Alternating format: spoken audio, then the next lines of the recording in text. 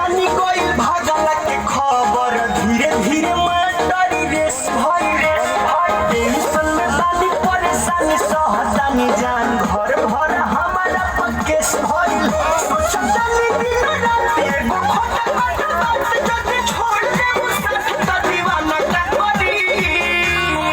देखो क्या? मैं तुझको साफ साफ बोल रहा हूँ, हाँ। वीडियो भी बना रहा हूँ, हाँ। ड्राइवर साहब भी है और ये भाई साहब भी है। हम तुमको भगा कर लाए हैं जी। तू मुझे भगा कर नहीं लाया है, समझा ना। हम तुमको भगा कर लाए तो इसमें क्या बुराई है। तारा सौ है